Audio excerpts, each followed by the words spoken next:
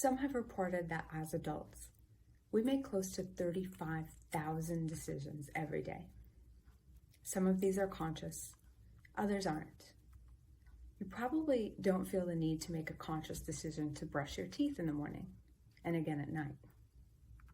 Brushing your teeth is part of your routine because at some point in the past, likely many years ago, you did decide that doing it was important. Maybe you had a cavity and hated the experience of having it filled. Maybe one night you went to bed without doing it and were horrified when you woke up smelling really gross next to someone you loved. Maybe you just accepted it as something you needed to do as part of maintaining your human body. My point is this: you made this decision consciously, once, and then you kept that commitment to yourself. You don't re-decide each time. Brushing your teeth is simply part of your routine, and you just do it. It doesn't take any energy other than the act itself. I'll bet there's one thing you're doing, one lifestyle habit you have that you know deep down in your gut that is stopping you from getting refreshing sleep. Maybe that's scrolling around on social media on your iPhone right up until bedtime. Or it's that you don't stop working at a reasonable hour, so when your head hits the pillow, your mind is still full. You might know you eat too much too late. So you have decisions to make. When should I shut off my phone? What should I do after that? When should I stop working, and what else can I do to free my mind of work? When and what should I eat so I cannot have my sleep impacted by digestion? This is where you likely already have some answers. You may have heard recommendations to put down devices 1 to 2 hours before bed, or to not eat 3 to 4 hours before bed. And even when you don't have specific answers, you probably have ideas and hunches. Now, there are 2 steps you can take. The first is to decide once to do something that prioritizes your sleep. That thing you really know you should do, but don't. Decide, I'm a person who brushes her teeth. Related to sleep, that might sound like, I'm a person who shuts off her phone at 7 p.m. One and done. And then just do it. My phone actually silences on a schedule. I hear nothing between 7 p.m. and 7 a.m. I place it in a little charging holster in the kitchen, and I leave it there for the night. Why is this important? Because it requires energy to make decisions. When you're sleep deprived, you have less energy. Even the best sleepers have a finite tank of energy. It's just how we're designed.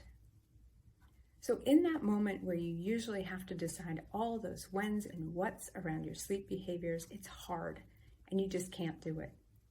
You end up making the same choices because it's the path of least resistance. But when you've made a decision once, it's done. All that's left is to follow through. When your mind wants to talk you out of it, you say, the decision has already been made. If it helps, you can think of it like that work-related decision that took hours of meetings to come to, and your mind like that colleague that keeps rehashing the topic anyway. Nope, sorry, we already decided this. No more energy goes into a discussion about it. The second step to take here, which helps both to solidify mindset shifts number 1 and number 2, is to then de-emphasize your thoughts around your sleep. In other words, stop putting your precious energy into complaining, commiserating on social, researching remedies, and fretting about your sleep. If you're already tired, expending this energy is a real waste. It's like a hamster running in a wheel. It doesn't get you anywhere, and it drains what little energy you do have. You need to reclaim this energy to help remind you of your decision. You use that energy to help you keep the commitment you made to yourself. So here you decide to do something once, then de-emphasize all the other aspects of your sleep for the time being. You do this one thing you decided until it becomes like brushing your teeth. Then you pick the next thing. This is how we start to stack habits, how we establish foundational sleep hygiene practices, and then start doing them consistently. So what is the one thing you know you must start doing to start sleeping better? It likely floats to the top of your mind without any figuring out. If not, you can brainstorm a list, then select one that sounds most interesting to experiment with. It can be the one that's most exciting, the one that's easiest, whatever. These are the building blocks you must lay down for better sleep.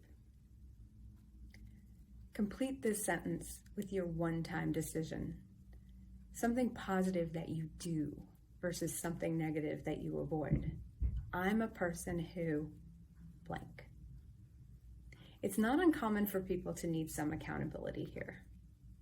You're essentially retraining your mind to take a different path, and you're likely pretty tired. I'll remind you that this is important, that it's absolutely possible, and that it does get easier. In fact, it's a lot easier than what you've likely been trying, and support is always available to you. I encourage you to reach out for help if you need it. In the next video, I'll explain how the pressure to sleep is one of the best ways to remain sleep deprived. I'll also share some ways you can start depressurizing so you can finally start getting some rest and some sleep. For now, all you have to do is make that one decision that prioritizes your sleep. You'll probably be surprised about how freeing it feels to make that decision just once, and how much more confident you feel about putting your reclaimed energy into sticking with it. I'd love to hear about what you decide. You can visit CallieSleepCoach.com to connect with me on social media or send me a direct message. We still have one mindset shift left, so stay aware of your inbox. And then I promise to provide you with some more support as you start making these important changes. Until next time, best wishes for your day and night.